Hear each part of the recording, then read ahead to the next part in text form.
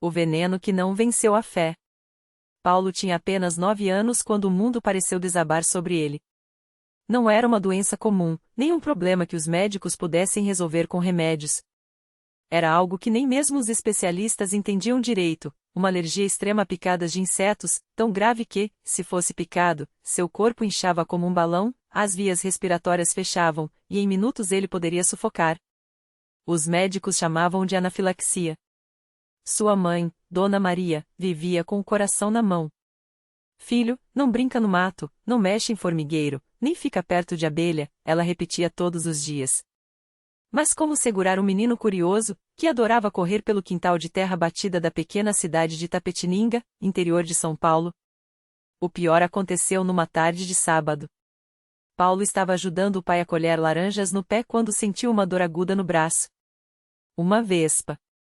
Antes que pudesse gritar, o braço já estava vermelho e inchando rápido. Dona Maria correu com ele para o posto de saúde, mas o médico, assustado, disse que precisavam levar o menino agora para o hospital da cidade grande, a 1 hora de distância. Se demorar, ele não respira mais, avisou.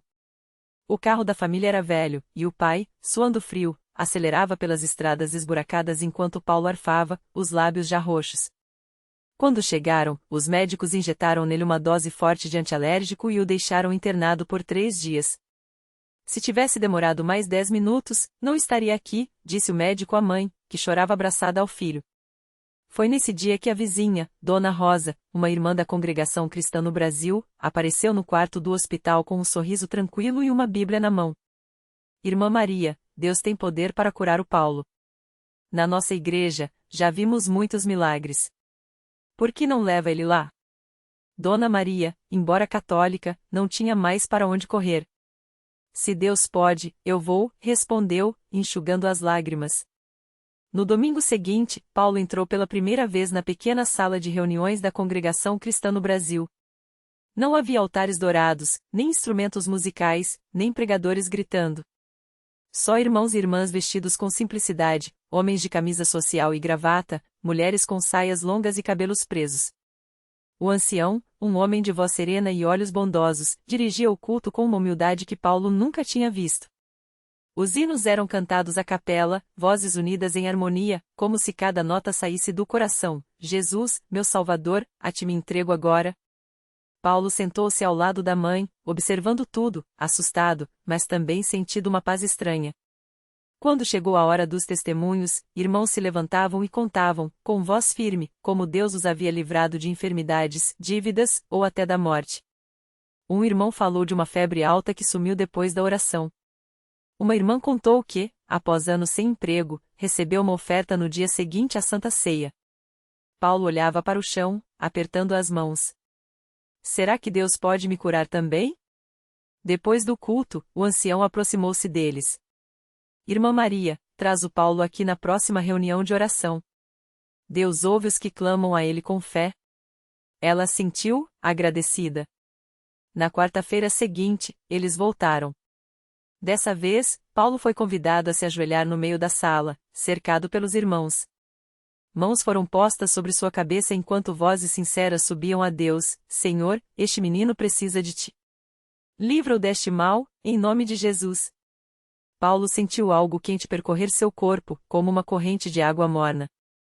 Não era medo. Era esperança. Os dias passaram, e nada mudou, até que, num sábado, enquanto brincava no quintal, Paulo sentiu outra picada. Dessa vez, porém, não foi no braço, mas na perna. Ele gritou, esperando o pior. Dona Maria correu, desesperada, mas nada aconteceu. A perna não incharam. Não veio a falta de ar. Só uma pequena marca vermelha, como a de qualquer criança. Mãe, eu não tô sentindo nada, ele disse, incrédulo. Dona Maria caiu de joelhos, chorando. Glória a Deus, ela sussurrou. Naquele domingo, Paulo estava de pé na frente da congregação, dando seu testemunho. Com voz trêmula, mas firme, contou como Deus o havia curado. Eu não tenho mais medo, irmãos. Jesus me livrou. Os irmãos sorriam, alguns choravam. O ancião, com os olhos brilhando, disse: Assim é a fé, meus irmãos. Não é pela nossa força, mas pela graça de Deus. Anos se passaram. Paulo cresceu, foi batizado nas águas da mesma igreja, e hoje é um jovem que serve a Deus com alegria. Ele nunca mais teve uma reação alérgica. Mas o maior milagre não foi só a cura física, foi a transformação em seu coração. Aprendeu que, nas provações, Deus não nos abandona. Que a fé não é só pedir, mas confiar, mesmo quando não vemos a resposta. E que, na simplicidade de um culto sem alarde, onde o que importa é o coração, Deus age com um poder que nenhum médico pode explicar. Muitas vezes, a gente acha que precisa de coisas grandiosas para crer, Paulo costuma dizer aos novos irmãos. Mas Deus se revela no silencioso, no humilde, no que o mundo chama de o simples. Na congregação, eu aprendi isso, a verdadeira força não está nos sinais, mas na fé que não desiste. E assim, a história de Paulo, um menino que quase perdeu a vida para uma vespa, mas ganhou muito mais do que saúde, continua sendo contada, não como um caso médico inexplicável, mas como um testemunho vivo de que, onde a fé, até o veneno mais mortal não vence. A vida de Paulo depois daquele dia mudou de um jeito que só quem vive na presença de Deus entende. Não foi só o corpo que sarou, foi a alma, foi a família, foi tudo. Os médicos, depois de tantos exames e coçarem a cabeça sem encontrar explicação, acabaram escrevendo no prontuário uma frase que o pai de Paulo guardou até hoje, recortada e colada na Bíblia da família: recuperação espontânea e inexplicável. Paciente sem sequelas. Mas Paulo e sua família sabiam a verdade. Não foi espontâneo. Foi Deus. Os anos passaram, e aquele menino que quase não resistiu ao veneno se tornou um jovem forte, não só no corpo, mas na fé. Toda vez que alguém na congregação desanimava, bastava Paulo contar sua história para os olhos se encherem de lágrimas e os corações se encherem de esperança. Se Deus fez por mim, pode fazer por você também, ele dizia, com uma convicção que só quem já viu o milagre de perto tem. E Deus continuou agindo. A mãe de Paulo, que antes vivia com medo de perder o filho, tornou-se uma das irmãs mais firmes da igreja. Ela agora liderava as reuniões de oração das mulheres, sempre com um sorriso no rosto e um testemunho na ponta da língua. Antes, eu orava com medo. Hoje, oro com certeza, ela costumava dizer. O pai, que era um homem quieto e pouco falante, começou a participar mais dos cultos. Não era de muitos discursos, mas quando abria a boca, as palavras vinham com tanto peso que até os irmãos mais antigos prestavam atenção. Deus não precisa de muitas palavras. Ele sabe o que a gente precisa antes mesmo da gente pedir, ele ensinava, sempre com os olhos brilhando ao lembrar do dia em que quase perdeu o filho, mas ganhou uma família renovada. Paulo cresceu, se casou dentro da congregação com uma moça que também tinha uma história de fé forte, e juntos eles criaram seus filhos ensinando uma coisa acima de tudo, que Deus não muda. Que os milagres não são só coisas do passado, mas realidades para quem crê. Toda noite, antes de dormir, ele contava para os filhos como Deus o salvou não só da vespa, mas de uma vida sem propósito. Poderiam ter me dado remédios, soros, tudo que a medicina tinha. Mas só Jesus tinha a cura que eu precisava, ele dizia, enquanto as crianças ouviam de olhos arregalados, como se estivessem escutando a melhor história do mundo e, de fato, estavam. Hoje, Paulo é um obreiro na congregação cristã no Brasil. Não é pastor, não é evangelista famoso, mas é um servo fiel que carrega no peito a marca de um milagre. Sempre que alguém chega desanimado, com uma doença, uma dor ou uma luta que parece sem saída, ele se aproxima, coloca a mão no ombro da pessoa e diz: Deus não mudou. Ele ainda faz o que fez por mim. Só não desista. E assim, a história que começou com uma picada de vespa e um desespero sem tamanho se transformou em uma vida inteira de gratidão. Porque o milagre de Paulo não foi só a cura do corpo, mas a transformação de uma família, de uma geração, de corações que aprenderam que, quando tudo parece perdido, é justamente ali que Deus começa a agir. E a congregação continua sendo esse lugar onde o impossível se torna possível, não por causa de homens, mas por causa de um Deus que ainda hoje ouve, ainda hoje vê e ainda hoje opera maravilhas entre os que creem. Anos depois daquele dia que mudou tudo, Paulo já não era mais aquele menino assustado que corria pela roça com o rosto inchado e os olhos cheios de lágrimas. Agora, ele era um homem de fé inabalável, conhecido não só na sua cidade, mas em muitas outras onde a notícia do seu milagre tinha chegado. E onde quer que ele fosse, levava consigo uma mensagem simples, mas poderosa: se Deus fez por mim, Ele pode fazer por você também. Certa tarde, enquanto Paulo ajudava na construção de um novo templo da congregação em uma cidade vizinha, um carro parou bruscamente na porta do terreno. Uma mulher saltou quase correndo, com uma criança nos braços. O menino, de uns 7 anos, estava pálido, os lábios arroxeados, lutando para respirar. Era asma, mas não uma crise comum. O pequeno já tinha sido levado a vários médicos, e nenhum remédio adiantava mais. A mãe, com os olhos vermelhos de tanto chorar, suplicou: meu filho está morrendo. Dizem que aqui Deus opera milagres. Paulo não hesitou. Largou a pá que segurava, enxugou o suor da testa e se aproximou. Colocou a mão na cabeça do garoto, que mal conseguia manter os olhos abertos, e começou a orar. Não eram palavras bonitas ou preparadas, mas um clamor do coração: Senhor, o Senhor me tirou da morte quando eu era criança. Agora, estende a tua mão sobre este menino. Mostra mais uma vez que o teu poder não tem limites. Os obreiros ao redor se uniram em oração. Alguns minutos se passaram que pareceram horas. De repente, o peito do menino, que antes subia e descia com dificuldade, começou a se mover com mais leveza. Uma cor voltou ao seu rosto. Os lábios, antes arroxeados, ganharam um tom rosado. Ele abriu os olhos, confuso a princípio, e então perguntou, com uma voz ainda fraca, mas clara: Mãe, cadê a minha falta de ar? A mulher caiu de joelhos, chorando sem conseguir falar. O menino, agora respirando normalmente, olhou para Paulo e sorriu. Não precisava de explicações, ele tinha sentido algo sobrenatural acontecer dentro dele. A notícia daquele milagre se espalhou rápido. Médicos que antes davam o caso como perdido ficaram estarrecidos quando a criança voltou para novos exames e não encontraram mais nenhum vestígio da doença. Alguns até vieram à congregação, não para questionar, mas para ver com seus próprios olhos o que só a ciência não conseguia explicar. Paulo, humildemente, sempre dizia: não fui eu. Foi Deus. Ele só precisou de alguém que acreditasse. E era isso que mais comovia as pessoas, a simplicidade da sua fé. Não eram rituais complicados, nem fórmulas mágicas, era apenas um coração que confiava plenamente em um Deus que não muda. Com o tempo, aquele menino curado da asma cresceu e, anos depois, também se tornou um obreiro na mesma igreja.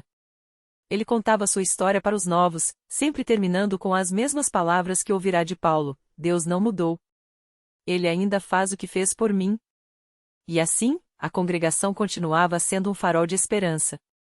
Não porque prometia soluções fáceis, mas porque ali as pessoas encontravam algo raro nos dias de hoje: a certeza de que, mesmo quando tudo parece perdido, há um que segura todas as coisas em suas mãos.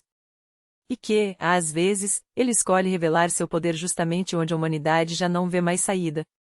Porque milagres não são coisas do passado. Eles acontecem quando a fé encontra a fidelidade de Deus. E na congregação, essa história se repete: cada vida transformada é uma prova de que o impossível ainda é possível para quem crê. Naquela mesma igreja, anos depois, uma jovem chamada Mariana chegou arrastando um peso que ninguém via, mas que a consumia por dentro. Ela tinha apenas 23 anos, mas os olhos cansados contavam uma história de lutas que começaram muito cedo. Desde criança, ouvia vozes que a acusavam, que lhe diziam que ela nunca seria suficiente.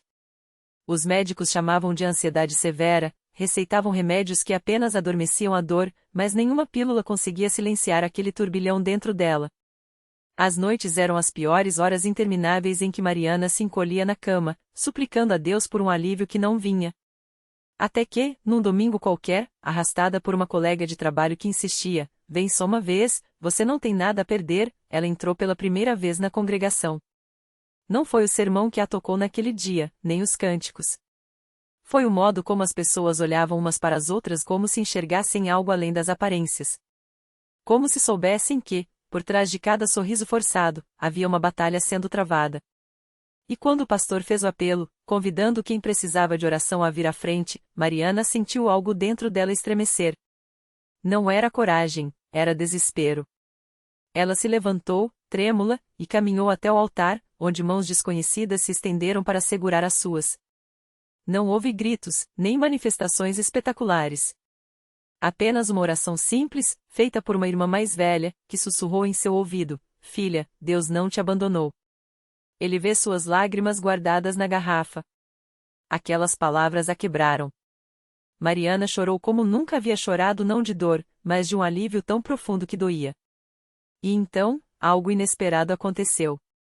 As vozes que a perseguiam há anos simplesmente se calaram. Não foi instantâneo como o estalo de dedos, mas foi real. Nos dias que seguiram, ela percebeu que a escuridão que a acompanhava havia perdido sua força. Os pensamentos que antes a sufocavam agora vinham sem peso, como sombras sem substância. Mariana voltou. E voltou novamente.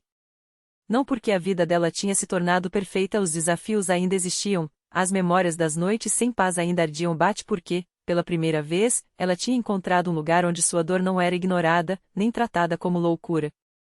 Ali, aprendia que a fé não era a ausência de problemas, mas a certeza de que, no meio deles, havia uma presença que nunca solitária. Um ano depois, Mariana estava de pé diante da congregação, compartilhando seu testemunho com voz firme, embora as lágrimas ainda brilhassem em seus olhos.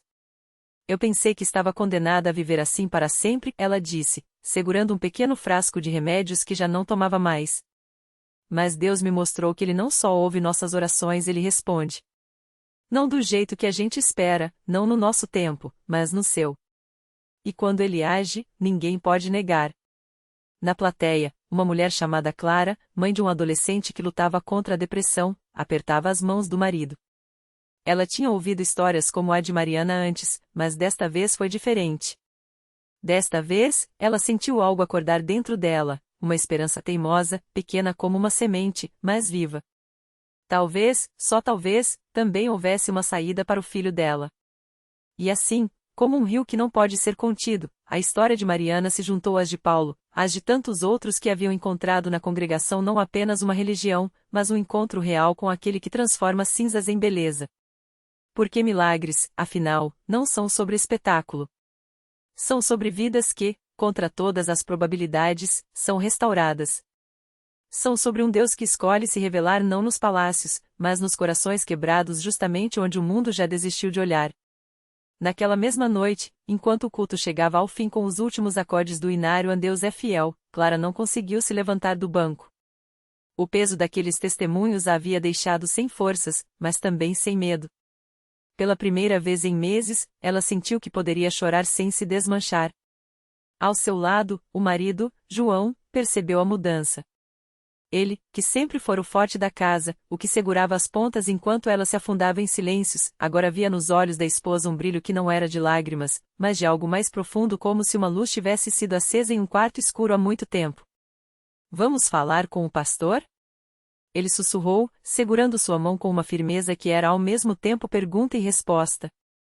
Clara assentiu. Não havia mais dúvidas. Não depois de ouvir Mariana contar como, após anos de tratamentos e diagnósticos que não davam esperança, seu filho, diagnosticado com uma doença degenerativa rara, havia se levantado do leito após uma oração na CCB.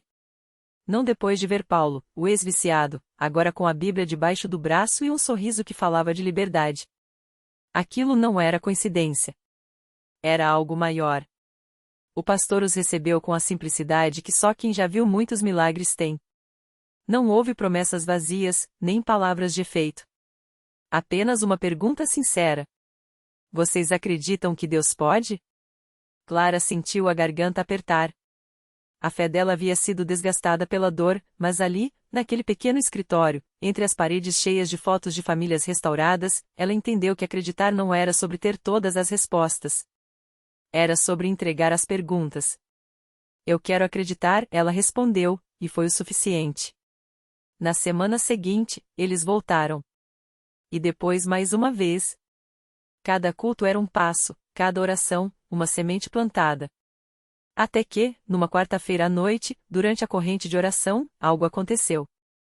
Lucas, o filho de Clara, tinha 17 anos e há 2 não saía do quarto. A depressão o havia roubado, os sorrisos, os planos, até a vontade de viver. Mas naquela noite, enquanto centenas de vozes se uniam em clamor, Clara sentiu algo lhe dizer para ir até ele. Não era uma voz audível, mas uma certeza que queimava mais forte que qualquer dúvida. Ela encontrou Lucas deitado, como sempre, olhando para o teto. Mas quando ela se ajoelhou ao lado da cama e começou a orar, algo mudou. Não houve luzes, nem trovões. Apenas o som da própria voz de Lucas, fraca a princípio, depois mais firme. Mãe, eu sinto como se algo estivesse saindo de mim. E então, ele chorou. Não eram lágrimas de dor, mas de alívio, como se uma corrente tivesse sido quebrada.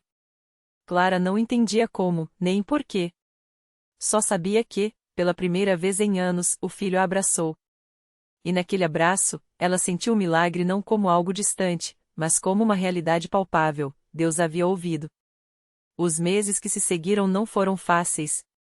A depressão não desapareceu da noite para o dia, mas Lucas começou a viver. Primeiro, foram pequenos passos, um café da manhã em família, uma ida à igreja, um bom dia dito com mais vida.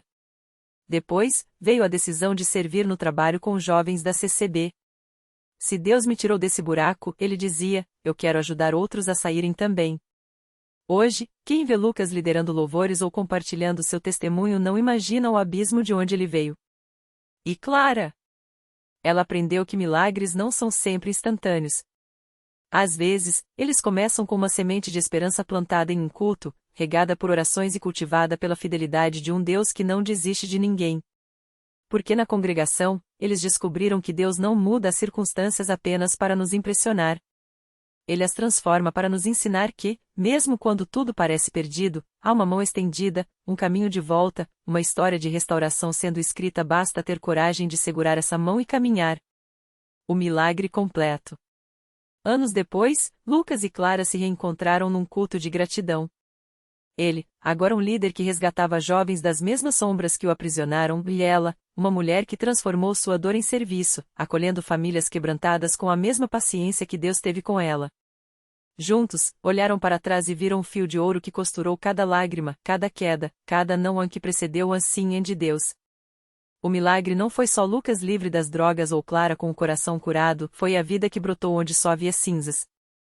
Ele, que já fora um fantasma nos becos, agora era pai de uma menina que o chamava de herói. Ela, que jurara nunca mais amar, viu seu lar se encher de risos quando adotou um adolescente que, como Lucas, precisava de uma segunda chance. Deus não apenas salvou, ele multiplicou. Reflexão final. Às vezes, pedimos a Deus que mude nossa história, mas Ele quer reescrevê-la conosco. O milagre não está apenas no final feliz, mas nas mãos calejadas que cavam a terra árida até encontrar a fonte. Lucas e Clara aprenderam que a restauração não apaga as cicatrizes, elas transformam em mapas para quem ainda está perdido. Lição de vida. A fé não é esperar Deus agir enquanto cruzamos os braços, é segurar sua mão e dar o próximo passo, mesmo quando o caminho está escuro. Porque Ele não nos tira do vale só para nos levar ao monte, Ele nos ensina a escalar, para que, no topo, possamos estender a mão a outros e dizer, vem. Também há esperança para você.